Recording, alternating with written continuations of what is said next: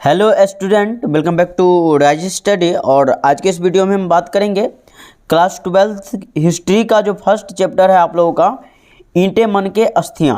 ठीक है, उसका जो भी ऑब्जेक्टिव है इस चैप्टर में एक एक ऑब्जेक्टिव हम जो है कंप्लीट कराएंगे जो महत्वपूर्ण है। और इससे पहले जो है हम आप लोगों का जो पूरा क्लास जो है करवा चुके हैं, पार्ट 1 2 3 तीन गो वीडियो में हम जो है आप लोगों का ये जो चैप्टर है ईंटें मन की अस्थियां उसको जो है पूरा कंप्लीट करवा चुके हैं। तो आप लोग डिस्क्रिप्शन बॉक्स में जाकर उसको ज़रूर पढ़िए, उसके बाद ऑब्जेक्टिव पढ़िएगा तो ज़्यादा मज़ा आएगा। तो चलिए क्लास को चालू करते हैं। देखिए, पहला क्वेश्चन हम लिए हैं, हड़प्पा टीले का उल्लेख सर्वप्रथम 1826 में किसने किया? यानी कि हड़प्पा टीला का जो है उल्लेख जो है सबसे पहले जो है 1826 में, कब? 1826 में कौन किया था? तो चार्ल्स मैसन नाम था इनका। क्या नाम था? चार्ल्स मैसन। आप लोग याद करते जाइएगा, बहुत ही महत्वपूर्ण है। देखिए आगे है, मोहनजोदड़ो की खोज 1922 में किसने की? तो मोहनजोदड़ो की खोज जो है 1922 में जो है राखलदास बनर्जी किए थे। और 1921 में कौन किए थे? जो उनका नाम था दयाराम साहनी। ठीक है, तो 1921 अगर पूछेगा ना आप लोगों को, 1921 अगर पूछेगा तो क्या जवाब है? दयाराम साहनी। ठीक है, क्या नाम है उनका? दयाराम साहनी। और इधर जो है 1922 में, यानी कि दयाराम साहनी के जस्ट बाद जो है राखलदास बनर्जी जो है किए थे। कंप्लीट है। चलिए आगे देखते हैं। 3 नंबर प्रश्न आप लोगों का करा, सिंधु घाटी सभ्यता में हल का प्रमाण कहाँ से मिला है? तो सिंधु घाटी सभ्यता में हल का प्रमाण जो है कालीबंगान से मिला है। कहाँ से मिला है? कालीबंगान से। आप लोग याद रखिए। चलिए आगे देख लेते हैं। करा, सिंधु घाटी के निवासियों को किस धातु का ज्ञान नहीं था? तो सिंधु घाटी के जो निवासी थे उनको जो है लोहा का ज्ञान नहीं था। किस धातु का? लोहा का ज्ञान नहीं था। चलिए आगे देख लेते हैं। आगे आप लोगों का, मोहनजोदड़ो किस भाषा का शब्द है? तो सिंधी भाषा का। मोहनजोदड़ो किस भाषा का शब्द है? सिंधी भाषा का। चलिए अगला प्रश्न है, कालीबंगान कहाँ स्थित है? तो कालीबंगान जो है अभी जो है राजस्थान में स्थित है। कहाँ है? राजस्थान में। चलिए 7 नंबर प्रश्न आप लोगों का, राय बहादुर दयाराम साहनी ने कहाँ उत्खनन करवाया था? तो राय बहादुर दयाराम साहनी जो है हड़प्पा में उत्खनन करवाए थे। कहाँ करवाए थे? हड़प्पा में। आप लोग इसका स्क्रीनशॉट लीजिए, आगे हम जो है बता रहे हैं। तो अगला प्रश्न आप लोगों का, जो हड़प्पा सभ्यता भारत के किस भाग में विकसित हुई थी? तो हड़प्पा सभ्यता भारत के मध्य भाग में स्थित विकसित हुआ था। कहाँ? मध्य भाग में। ठीक है, चलिए आगे देख लेते हैं। 9 नंबर है, कह रहा लोथल किस नदी के किनारे स्थित है? तो लोथल जो है ब्यास नदी के किनारे स्थित है। कौन नदी? ब्यास नदी। चलिए आगे का प्रश्न है, मोहनजोदड़ो किस नदी के किनारे स्थित है? तो मोहनजोदड़ो जो है सिंधु नदी के किनारे स्थित है। कौन नदी? सिंधु नदी। चलिए आगे का प्रश्न देखते हैं।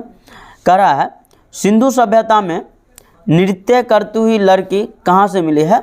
तो सिंधु सभ्यता की अगर बात किया जाए ना, तो नृत्य करती हुई लड़की जो है मोहनजोदड़ो से मिली है। कहाँ से मिली है?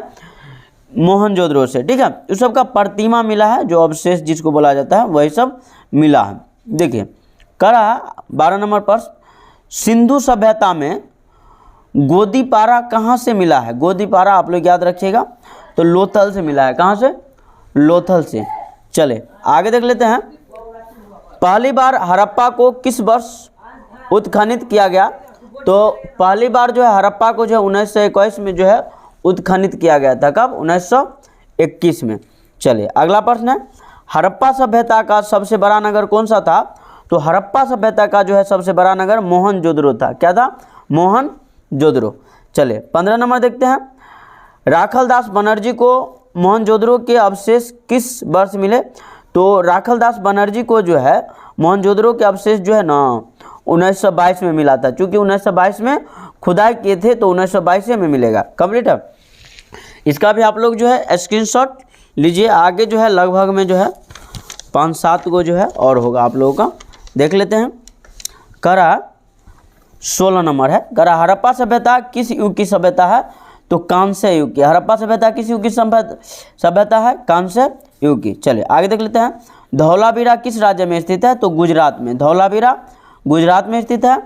अगला प्रश्न है हड़प्पा सभ्यता का विशाल स्नानागार किस नगर में मिला है? तो हड़प्पा सभ्यता का जो है विशाल स्नानागार जो है मोहनजोदड़ो में मिला है। कहाँ मिला है? मोहनजोदड़ो। चलिए आगे देखते हैं 19 नंबर, मोहनजोदड़ो का शाब्दिक अर्थ क्या होता है? तो मोहनजोदड़ो का जो शाब्दिक अर्थ होता है ना, मृतकों का टीला होता है। क्या होता है? मृतकों का टीला। चलिए आगे देखते हैं, मोहनजोदड़ो का उत्खनन किसने किया था? तो आर.डी. बनर्जी। आप लोग याद रखिएगा, बार बार एग्जाम में पूछा जाता है, जो मोहनजोदड़ो का उत्खनन किसने किया था? तो आर.डी. बनर्जी। क्या नाम था इनका? आर.डी. बनर्जी।